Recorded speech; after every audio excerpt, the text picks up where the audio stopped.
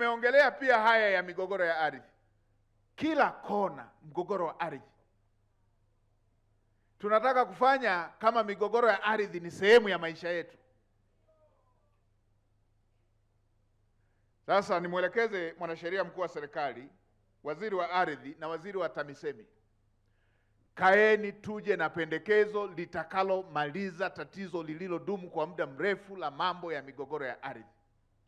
Sasa hivi hiki kimeshakuwa kichaka. Watu wanajua mtu atafuatilia, atakoma tu, ataacha mwenyewe. Hatuwezi tukaendelea na utaratibu huu.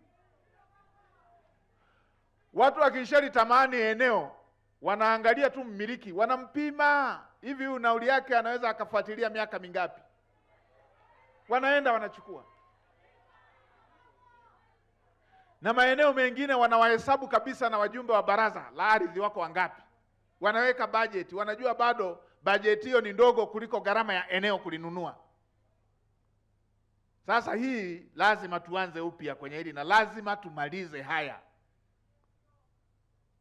Nimepita kila kona ardhi. Hata hapa, hebu wale ambao wana jambo la ardhi wanyoshe mikono.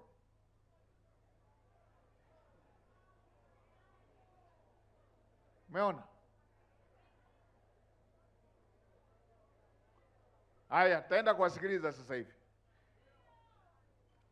Mkuu wa mkoa na watu wako wa ardhi, kwa hili la ngazi ya mikoa muanze nalo, haya ambayo nimepita nikayaelekeza, lakini kwa tiba ya kudumu, mwanasheria mkuu wa serikali, waziri wa ardhi na waziri wa TAMISEMI, hebu kaeni kwa dharura na wataalamu wenu, mfanye tathmini kama ni ya kisera, kama ni ya kisheria, kama ni ya kimuundo.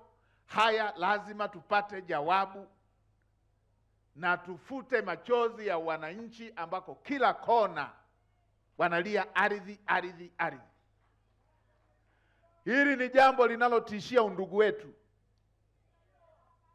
kila eneo. Na bahati mbaya sana ardhi haiwezi ikaongezeka.